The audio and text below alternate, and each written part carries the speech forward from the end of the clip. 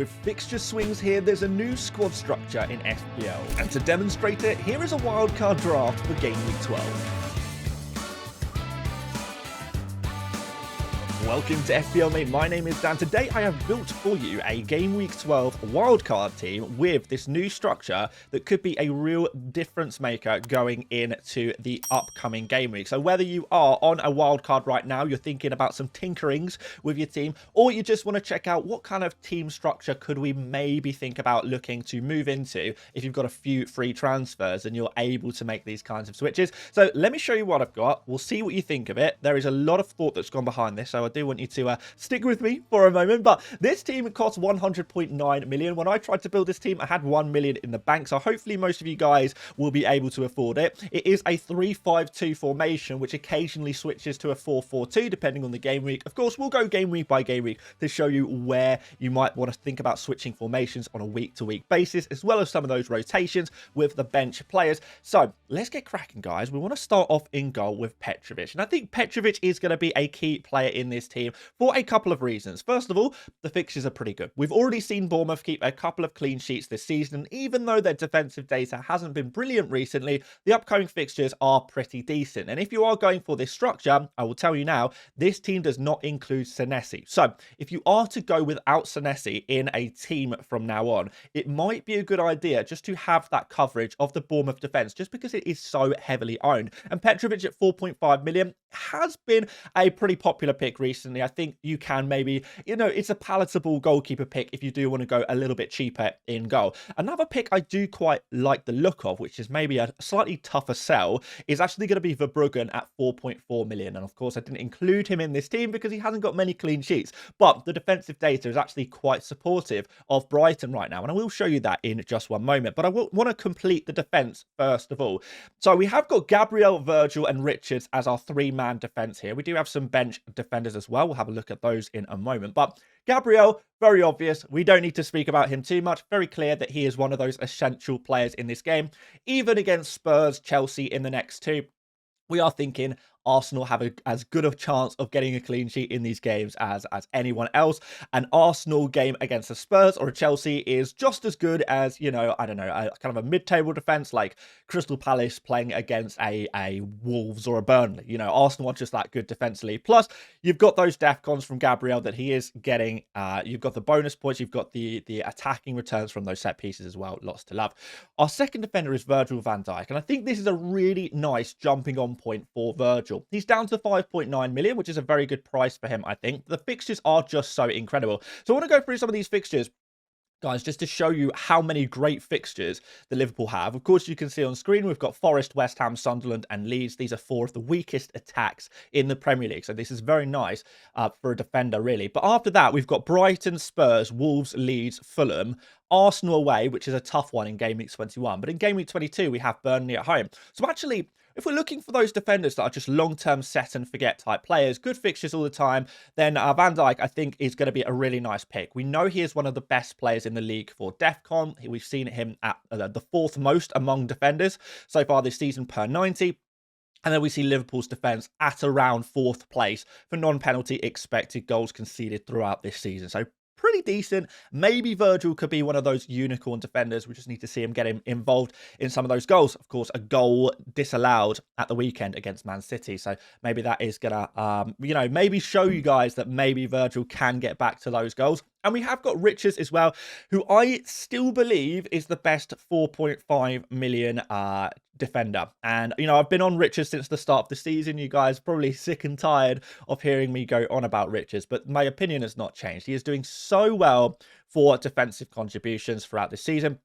So we're kind of seeing him in 6th place for defensive contributions per 90 among defenders. Really, really strong data there. We've got some fabulous fixtures for Crystal Palace coming up. We've got Wolves, Fulham, Burnley. Wolves and Burnley in the next three is just incredible for Crystal Palace. So I think you've got to include some kind of Crystal Palace defender. And I think just compared to some of the other Crystal Palace defenders, Lacroix, Gay, Munoz, They're all great, don't get me wrong, but I think Richards provides the best value for money, and we need some value for money picks in here. If we're going for the likes of Gabriel and Virgil, we do need to cut some budget a little bit here. So with that said, guys, I want to throw the bench players on screen. So we've got Dubravka, 4 million backup goalkeeper, occasionally playable, but pretty infrequently playable, I would say. But you can play him sometimes. We also have Mukiele in here. I think this is a pretty obvious one. 4.2 million playing for this Sunderland team that is quite good defensively. Not too many good fixtures coming up for Sunderland, so I'm not sure how often you will be playing Mukiele.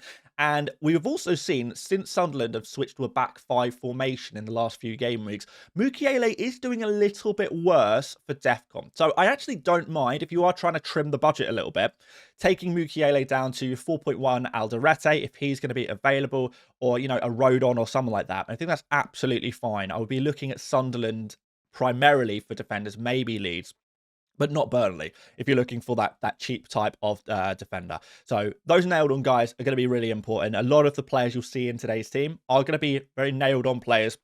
Low rotation risk, going to be very important going into this Christmas period. And we've got perhaps the most controversial defender in the team, and that is going to be Vandenberg. And I know you guys are probably thinking, Vandenberg, that is crazy, Dan. Why are you picking him? Well, we've got a few reasons, really. So the primary reason is I was looking for a defender that adequately covers when some of our, starting defenders have weaker fixtures. So you're probably going to play Gabriel every week. Virgil has great fixtures consistently, but Richards does have a couple of tricky fixtures. So for example, game week 13 against Manchester United, pretty tricky for Richards. Man United have been pretty good in attack. And then also we have in game week 16, I believe, that is going to be Richards and Crystal Palace against Man City in that game week. So in that game week, we need some cover there. So Vandenberg actually plays Burnley at home in game week 13, and he plays Leeds at home in game week 16. So two really, really nice fixtures in the two weakest fixtures for Richard. So these two players actually rotate really nicely, and Vandenberg has actually been not too bad. So I'm going to bring up some defensive contribution data for you guys. We know about Virgil, Richards, Mukiele, Gabriel, pretty good data here, but actually Vandenberg has been putting up pretty similar, in fact identical, CBIT, DEFCON, whatever you want to call it, data as Gabriel. So we are going to see some defensive contributions for Vandenberg. And next, we want to have a look at the non-penalty expected goals against table for Premier League teams so far this season. I think 11 games is a very decent sample size for this. So we can kind of get an idea of who is conceding the fewest amount of chances, or at least high quality chances. And we do actually see Brentford in 5th place here. So even though they haven't been keeping clean sheets consistently throughout the season, what they have been doing is keeping it fairly defensively tight. And that often suggests that in some good fixtures, you are going to have those opportunities for clean sheets. So we mentioned we see Liverpool in 4th place, Brentford just behind them in 5th, and we mentioned Brighton earlier, and Verbruggen is maybe an option. Van Hecker is also 4.4 million. Brighton are up there as well, so actually putting up slightly better numbers than Crystal Palace. So we are going to go for this man just to demonstrate a little bit more with Vandenberg. We can see over the past 4 game weeks, actually, we've actually more than that, actually. Over the past, I believe, 5 game weeks, we've only seen Brentford concede more than 1 XG on 1 occasion, and that was against Liverpool. Against Newcastle, Palace, West Ham, and Man City, all of those games, they conceded under 1 XG in each of those games, which is pretty impressive stuff, I have to say. So Vandenberg works really well for those rotations for you guys in a team structure like this. And I think it's more important. I know it's very easy would be very easy for me to say, oh yeah, go for X player, Y player, a player who scored loads of points this season, a player who, is just good, but actually doesn't necessarily work for the team and work for the structure. I think when picking those bench players, particularly some of those cheaper players, finding the rotations is perhaps more important than just picking the best player on paper. But interestingly, if you do have a bit more spare budget, Van der Ven, if we're talking about Vans, we've got Van Dijk, Vandenberg, let's talk about Van der Ven.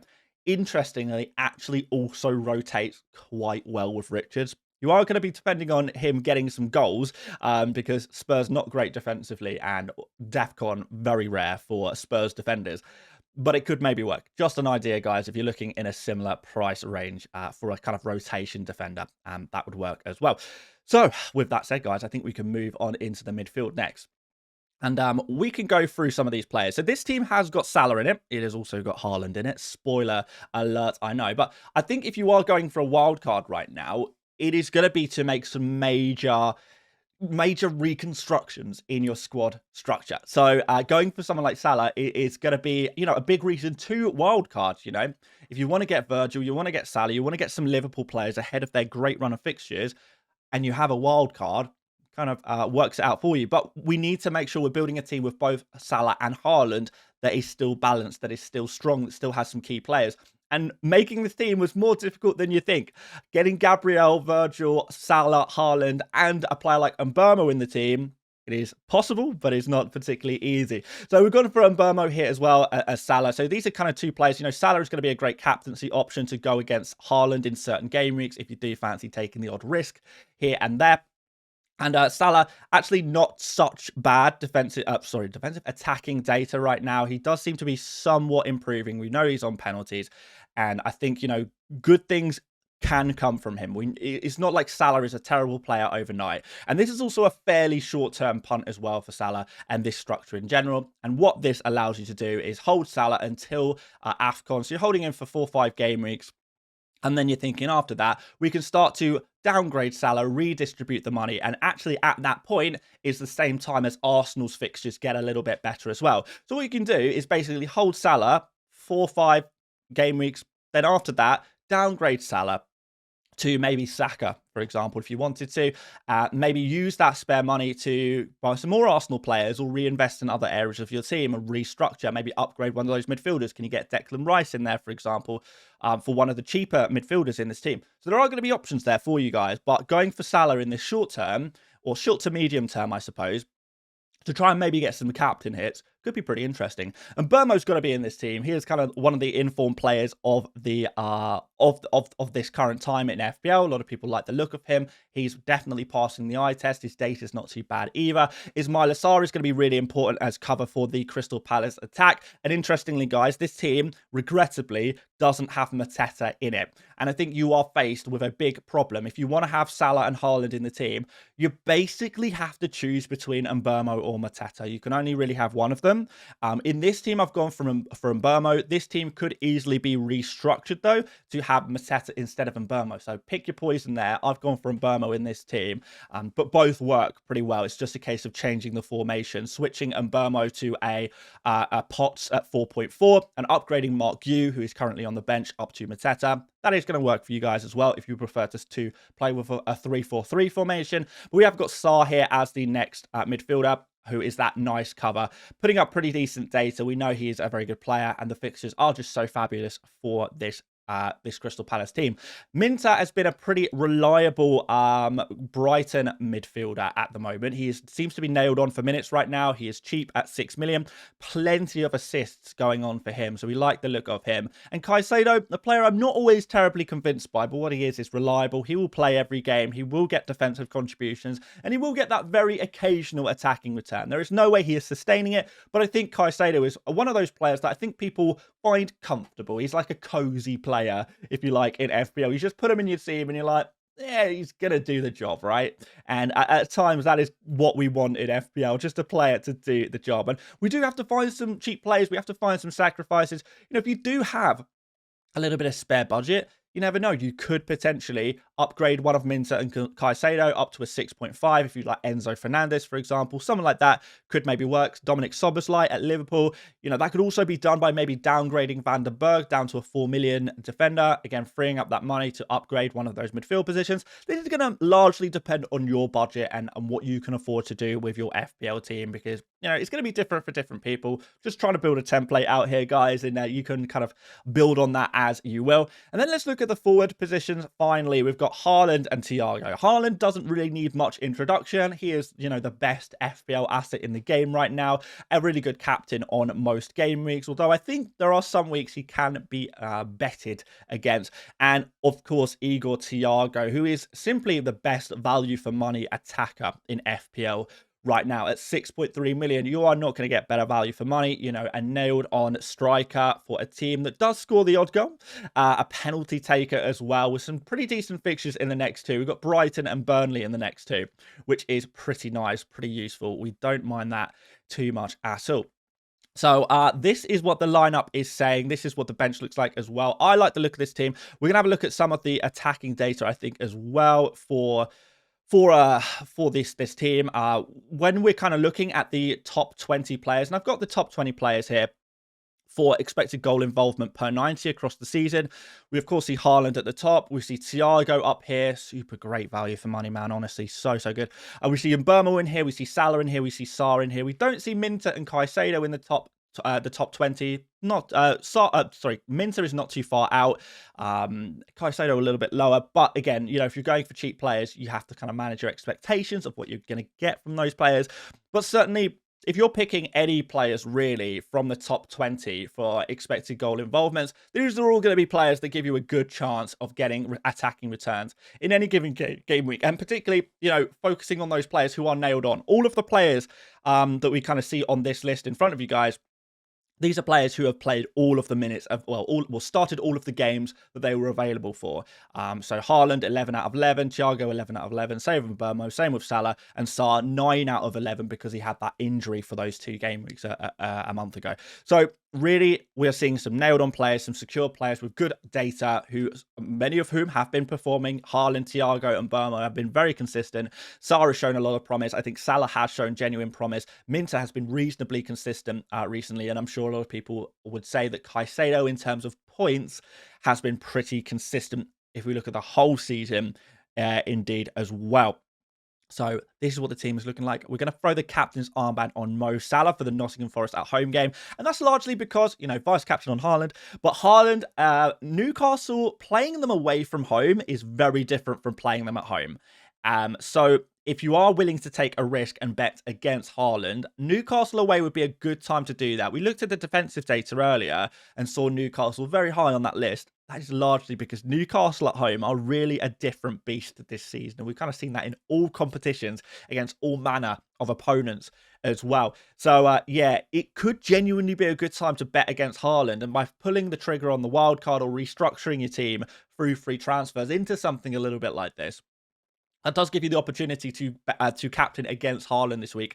Again, depending on your risk appetite, if that is something you are willing to do. But I want to go through this team week by week because just to show you how the players rotate in and out of it. So guys, we're on the Fantasy Football Hub My Team tool. Of course, if you want to check this out, there is a link in the description for you guys to get 50% off your subscription. I use these tools all the time, and actually the Opta data that we saw throughout this video was also all provided screenshots from Hub, so you can check out your own Opta data that you want to see. So yeah, this is the team for Game Week 12. We've already seen this. Going into Game Week 13, we are looking at a potential 4 at the back formation that allows us to bench Caicedo against Arsenal. And you have a kind of a choice here. Do you fancy Richards at home against Man United? Do you prefer Mukiele at home against Bournemouth? That is going to be down to you. But actually, really good predicted points here. 4.9 predicted points for Van den Berg in Game Week 13 is among the highest of all defenders in the game for Game Week 13 specifically. So you're looking at something like this. You've got those the Thiago against Burnley as well. So you get that double Brentford against Burnley. Very nice, pretty impressive stuff. Perhaps another reason why a lot of people like the look of Game Week 13 free hit, because you do get to pick up players like Van den Berg and Thiago for a free hit in Game Week 13, if that's what you kind of want to do.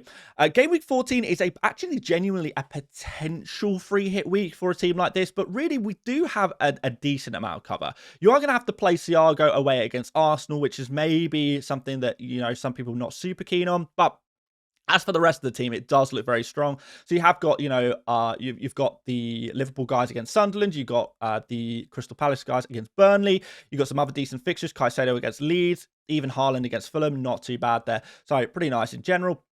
You know, you can't have a perfect team every week, but there's a lot of positives. And then Game Week 15, again, we're looking pretty strong. You're looking to drop Van den Berg down to the bench for that Spurs away fixture.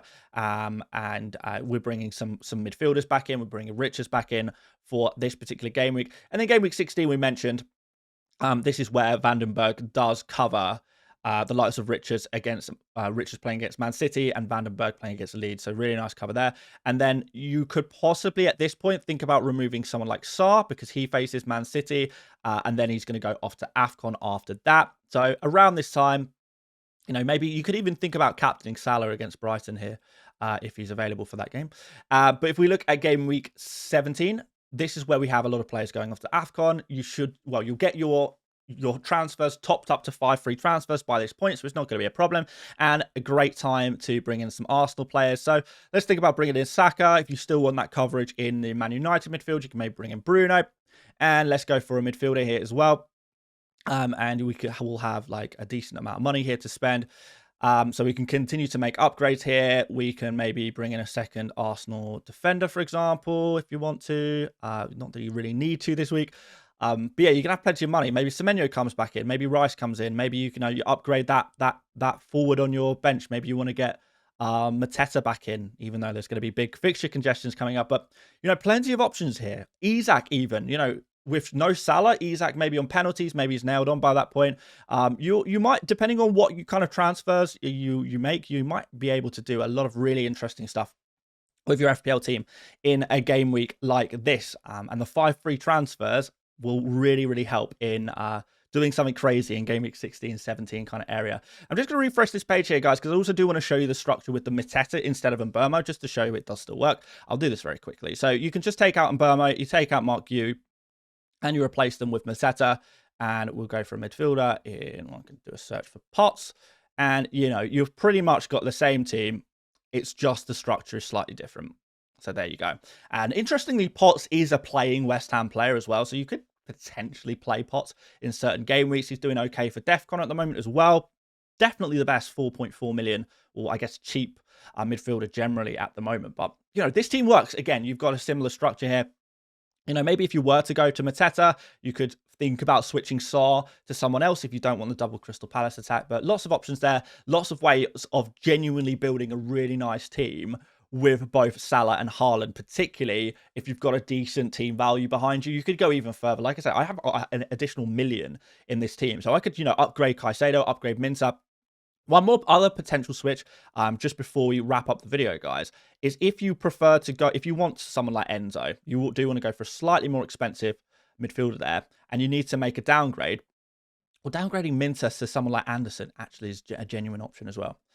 Nailed on Nottingham Forest midfielder, getting DEFCON, 5.3 million.